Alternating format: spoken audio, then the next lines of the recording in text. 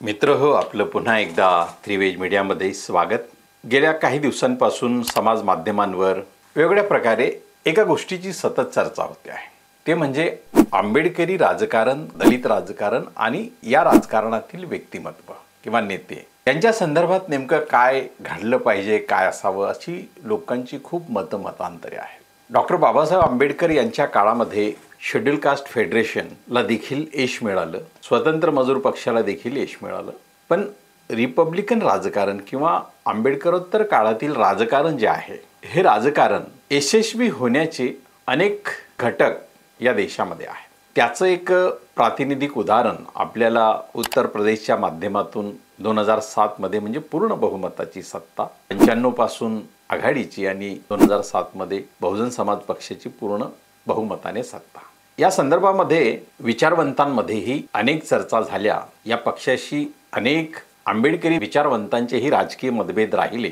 एक काळ तर असा होता की पुण्याच्या आमिर हॉटेलमध्ये या पक्षाच्या एका संगोष्ठीमध्ये डॉक्टर रावसाहेब कसबे यांनी बहुजन समाज पक्षावर इतकी कडाडून एक वैचारिक टीका केलेली होती आणि ती टीका केल्यानंतर ते त्या सभागृहातून बाहेर पडले होते। या संदर्भात पुणे विद्यापीठात आणि नंतर PPW या मॅगझिनमध्ये संपादक असणारे गोपाल गुरु यांनी देखील लेखन केलं। म्हणजे बसपाचे संस्थापक कांशीराम यांच्या आणि बसपाच्या भूमिकेवर त्यांनी लिखित टीका केली होती आणि त्यावेळी आंबेडकरी विचारवंत डॉक्टर रावसाहेब कसबे यांनी त्यांना म्हटलं होतं की बसपाने किंवा कांशीराम यांनी देशाच्या दलितांना किंवा आंबेडकरवाद्यांना एक आत्मविश्वास दिला आहे की ते स्वतःच्या बळावर राजकीय सत्ता मिळवू शकतात। हा आत्मविश्वास देशातल्या इतर राज्यांमध्ये उभा राहू शकला नाही। अर्थात महाराष्ट्रातलं राजकारण, समाजकारण, खास करून दलित आंबेडकरी राजकारण, समाजकारण हे प्रामुख्याने वैचारिक आधारावर उभं आहे। पण असं असलं तरी महाराष्ट्रामध्ये राजकीय सत्ता मिळवण्याचे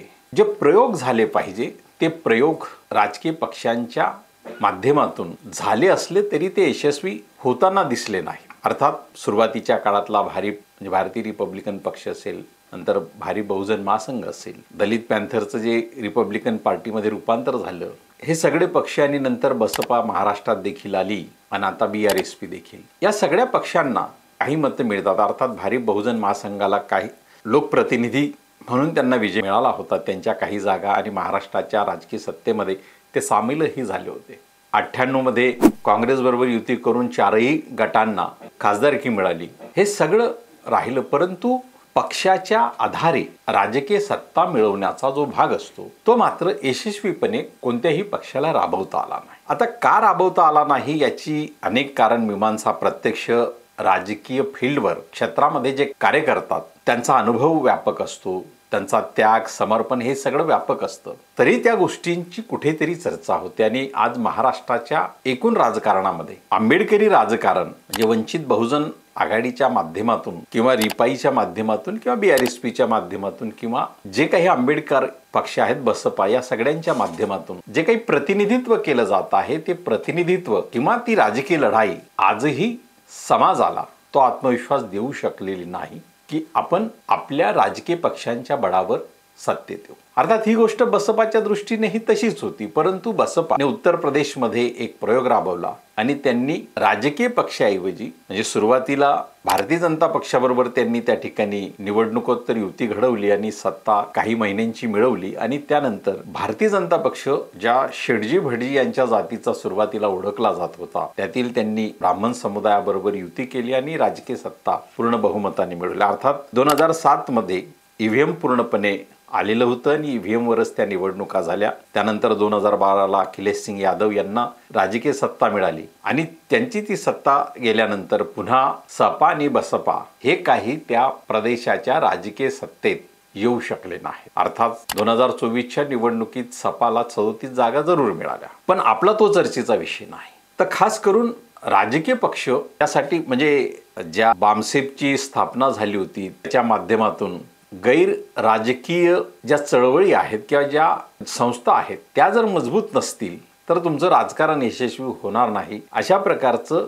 एक वातावरण किंवा एक संदेश त्या काळामध्ये होता। पण या गैर राजकीय ज्या संस्था असतात या संस्था देखील उभ्या राहिलेल्या नाहीत किंवा त्या उभ्या करण्याचा प्रयत्न झालेला नाही। अनेक क्षेत्र आहेत ज्या क्षेत्रामध्ये युवकांचं तरुणांचं करिअर घडू शकतं, त्यातून संपत्तीची निर्मिती होऊ शकते, त्या संस्थांच्या माध्यमातून तरुणांना हाताला काम मिळू शकतं, त्यांच्या विचारांना चालना मिळते, त्यांच्या कल्पक गोष्टींना प्रत्यक्ष मॉडेलमध्ये किंवा व्यवहारात उतरवता येतं. अशा कुठल्याही संस्थात्मक उभारणी आपल्या एकूणच समाजकारणामध्ये झालेली दिसत नाही आणि मग त्याचा जो परिणाम आहे तो राजकीय शक्तीवर देखील झाला. तसं पाहिलं तर देशामध्ये पंजाब, हिमाचल प्रदेश, उत्तर प्रदेश, पश्चिम बंगाल, महाराष्ट्र, तमिळनाडू, मध्य प्रदेश ही जी राज्य आहेत, ही राज्य म्हणजे खास करून अनुसूचित जातींची खूप चांगली संख्या असणारी राज्य आहेत. आणि या राज्यांमध्ये जर आंबेडकरी राजकीय पक्षाला उर्वरित 10-15% जर मतं घेता आली तर आंबेडकरी राजकीय पक्षांची सत्ता येऊ शकली असती. आता मी येऊ शकते असं म्हणत नाही, येऊ शकली असती. त्याची काही कारणं असतील. नवजागृत समाज हा आपली अस्मिता घेऊन वाटचाल करत असताना, आपल्या निष्ठा घेऊन वाटचाल करत असताना आणि त्याचबरोबर आपले विचार म्हणजे ज्या डॉक्टर बाबासाहेब आंबेडकर, महात्मा ज्योतिराव फुले यांच्या विचारांशी ज्यांनी आपलं ॲफिलिएशन कायम ठेवलं, विचारांमध्ये, व्यवहारांमध्ये तसं वागले. परंतु या एकूणच मध्यमवर्ग निर्मितीच्या या समन्वयाच्या जीवन प्रवाहामध्ये प्रत्येकाचे आपले हितसंबंध उभे राहत गेले. म्हणजे खास करून मध्यमवर्गीय समाज हा अनेक संघटनांमध्ये, कधी तो आपल्याच एखाद्या विभागाच्या असोसिएशनमध्ये, तिथल्या युनियनमध्ये, कधी तिथल्या सामाजिक कार्यक्रमांमध्ये, संघटनांमध्ये म्हणणार नाही, कार्यक्रमांमध्ये तो विलीन राहिला आणि तो आपलं आंबेडकरवादाचं स्वरूप तिथं सांगत राहिला, जोपासत राहिला. अर्थात त्या निकषांवर जर आपण बसवलं तर त्या निकषांमध्ये ते आंबेडकरवादाची जोपासना त्यांनी व्यवहारामध्ये संघटनात्मक पातळीवर जी करायला पाहिजे की कुठल्याही सामाजिक संघटनेचं संघटन हे शेवटी राजकीय दृष्ट्या तुम्हाला कुठेतरी पाठीशी उभं करावं लागतं. आणि या समूहाने जे सामाजिक संघटन छोटं मोठं कुठं उभं केलं, त्यांनी आंबेडकरी राजकीय पक्षांच्या मागे ती शक्ती उभी करण्याऐवजी त्यांनी आंबेडकरी राजकीय पक्षातील नेत्यांना सल्ले देण्याचे प्रयोग अधिक केले. आणि ज्यांनी समर्पित जीवन आपला राजकीय पक्ष संघटना उभी करताना एक समर्पित जीवन दिलं, 20-25 वर्ष त्यांना जेव्हा याच्यामध्ये यश येत नाही आणि सामाजिक पातळीवर प्रत्येक जण एक उपदेशक बनतो, तर अशा काळामध्ये त्या समाजाचं विखुरलेपण हे अधिक स्पष्ट होतं. खरं म्हणजे राजकीय पक्षात उभे राहणारे व्यक्ती म्हणजे डॉक्टर बाबासाहेब आंबेडकर यांच्या काळात त्यांचे सहकारी म्हणूनही जे उभे राहिले त्यांना देखील काँग्रेसने आपल्याकडे खेचलं. म्हणजे काँग्रेस सुरुवातीला जेव्हा सत्तेमध्ये मोठ्या प्रमाणात होती त्यावेळी आंबेडकरी राजकारणाला शह देण्याचा हा जो प्रकार आहे हा त्यांनी कायम केला. म्हणजे एखाद्या नेत्याला तो नेता मोठा झाला की त्याला आपल्याकडे घ्यायचं आणि मग त्याला सत्तेची पदं द्यायची, उभवायची आणि ते संघटनेतलं राजकीय पक्ष उभा करण्यातलं त्याचं जे महत्त्व, योगदान असतं ते समाजाच्या दृष्टीने शून्यवत होत जातं. व्यक्ती म्हणून खूप मोठा होतो, पदं घेतो. ही अशी अनेक उदाहरणं आपल्या राजकीय पक्षांच्या अनुषंगाने आहेत. ते नाव घेण्यात तेवढं काही स्वारस्य नाही आणि ते घेणंही योग्य नाही. पण सगळे राजकीय नेते आपला पक्ष उभा केल्यानंतर, संघटना उभा केल्यानंतर त्याची बांधणी म्हणजे मतदारसंघाची बांधणी कुठल्याही आंबेडकरी राजकीय पक्षाने केलेली कधी महाराष्ट्रामध्ये फारशी दिसत नाही. ही बांधणी करताना तुम्हाला समाजाचे काही प्रश्न घेऊन पण उभे राहावं लागतं. त्या मतदारसंघामध्ये वेगळ्या जाती समूहांचे लोक निवास करतात, त्यांचे काही प्रश्न असतात. त्या प्रश्नांची आंदोलनं जशी समाजवादी चळवळी आणि डाव्या चळवळींनी कधी आदिवासी भाग पकडले, ग्रामीण भाग पकडले, त्यांनी समाजवादी आणि डाव्या विचारांच्या माध्यमातून तिथं काही चळवळी बांधल्या. कधी त्या मजुरांच्या असतील, कधी त्या शेतमजुरांच्या असतील. पण या सगळ्या चळवळींमध्ये जर आपण वास्तव पाहिलं, डाव्या आणि समाजवादी चळवळींचं वास्तव जर आपण पाहिलं तर या चळवळींमधला जो मॉब आहे, जे तरुण कार्यकर्ते त्या काळामधले, तर प्रामुख्यानं ते आंबेडकराईट समाजातूनच राहिलेले आहे. आणि त्यामुळे हा बदल घडवू पाहणारा परंपरागत राजकीय राजकारणापासून दूर होऊन तो एक ध्येयपूर्ण राजकारण करणारा, समाजकारण करणारा, संघटनात्मक कार्य करणारा हा जो तरुण आहे म्हणजे मोठ्या प्रमाणात या इतर चळवळींमध्ये विभागला गेला. आणि तेही एक कारण आहे की आंबेडकरी राजकीय पक्षांना यश येण्यामध्ये ही देखील एक मोठी उणीव राहिली. अर्थात आंबेडकरी युवक हा नेहमीच रिव्हॉल्युशनरी राहिला आहे. म्हणजे तो व्यवस्थेमध्ये एक बदल करू इच्छितो. तो सामाजिक असेल, तो आर्थिक असेल, तो राजकीय असेल, तो सांस्कृतिक असेल. त्या बदलासाठी तो सर्वस्व झोकून देत असताना त्याची परिणती एका राजकीय सत्तेकडे देखील जावी याचं भान त्या तरुणांना कदाचित त्या काळात देणारं संघटन हे नसावं. जसं आता आपण पाहतो की काँग्रेसमध्ये संघाचे स्लीपर सेल असं काँग्रेसचा अध्यक्षच जेव्हा म्हणतो, तेव्हा त्याचा अर्थ त्या पक्षामध्ये गेलेली माणसं ही संघ नियंत्रित करतो असा त्याचा अर्थ. आंबेडकरी समाजामध्ये असं का घडलं नाही की समजा ज्यांना काँग्रेसमध्ये जायचं असेल अशा व्यक्तींनी एखाद्या सामाजिक संघटनेच्या माध्यमातून जाणं आणि त्या व्यक्तीचं नियंत्रण त्या सामाजिक संघटनेनं करणं. असं संघटन कदाचित भामसेप सांगता येईल, परंतु अशा प्रकारची व्यवहाराची जळणघळण त्यांच्याही एकूण संघटनात्मक पातळीवर दिसली नाही. आणि आज या राजकीय सत्तेच्या मागे म्हणजे आपल्याकडे सत्ता येत नाही, येणारच नाही इथपर्यंत तरुणांचा जो भ्रम झालाय त्याला मी भ्रमच म्हणतो. कारण वेळ गेलेली नाही, अजूनही संघटनात्मक दृष्ट्या सामाजिक पातळीवर वैचारिक पातळीवर म्हणजे तर डॉक्टर बाबासाहेब आंबेडकर यांचं तत्वज्ञानच हे आपलं जर मार्गदर्शक असेल, प्रेरणास्रोत असतील, फुलेंचं तत्वज्ञानच आपलं मार्गदर्शन प्रेरणास्रोत असेल, ते आपल्या उद्दिष्टांप्रती नेण्यासाठीचं आपलं तत्वज्ञान असेल, तर त्या तत्वज्ञानाला घेऊन इतके टोकाचे मतभेद एकमेकांमध्ये मतभेद असण्याऐवजी वैरत्व निर्माण करण्यापर्यंत का जातात हा प्रश्न सगळ्यांनी आता स्वतः विचारायला हवा. कारण आता कितीही एकमेकांवर टीका केली तो विखार असेल, परंतु तो उपाय नाही, सोल्युशन नाही. दादासाहेब गायकवाड यांच्या नेतृत्वात झालेलं भूमिहीन सत्याग्रह आंदोलन म्हणजे असं आंदोलन होतं की ज्यांनी या राज्यातल्या शेतमजुरांना जगण्यासाठीचं साधन उपलब्ध करून दिलं. अर्थात कायदे आणि संविधान प्रभावी असण्याच्या काळामध्ये म्हणजे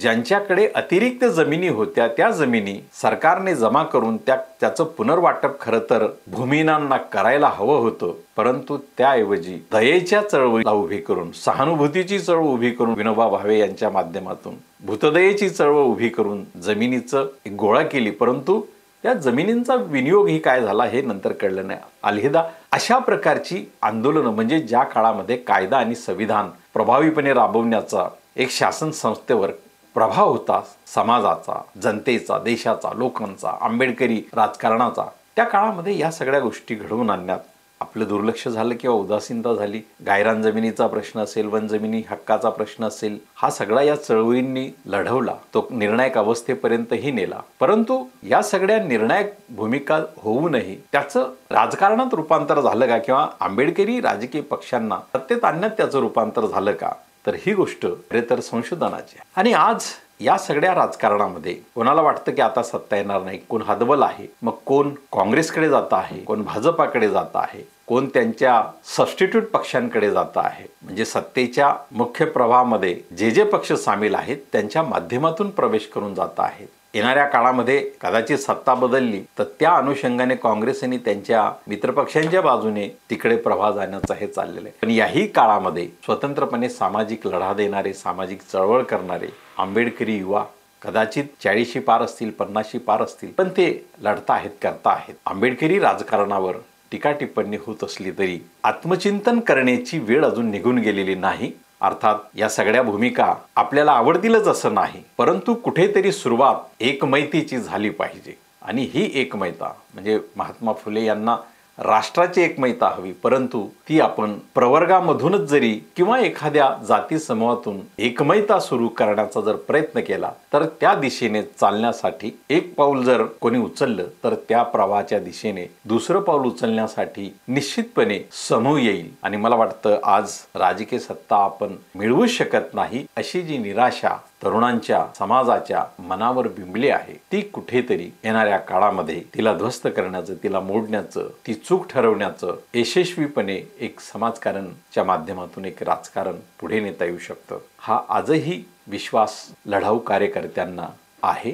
आणि त्या दृष्टीनं या सगळ्या प्रवाहांमध्ये आपल्याला कसा विचार करता येईल तोच विचार आपण सगळ्यांनी करावा. आपल्याला या अनुषंगानं निश्चितपणे व्यक्त व्हायचं असेल तर आमच्या कॉमेंट बॉक्समध्ये व्यक्त व्हा, संयमित शब्दात व्यक्त व्हा. आपण ज्यांना लोकशाहीच्या विरोधी ज्या ट्रोल गँग्स म्हणून ज्यांची संभावना करतो अशा प्रकारची एक वृत्ती देखील आपल्यामध्ये येऊ नये. त्यामुळे आंबेडकरी विचारांच्या अनुषंगानंच आपण संयमितपणे व्यक्त व्हाल अशी अपेक्षा करतो. हा व्हिडिओ आपल्याला आवडला तर लाईक करा, शेअर करा आणि आपल्या मित्र आपतेष्टांना हा व्हिडिओ पाहण्यासाठी शिफारस करा आणि आमचं चॅनल सबस्क्राईब करण्यासाठी विसरू नका. धन्यवाद.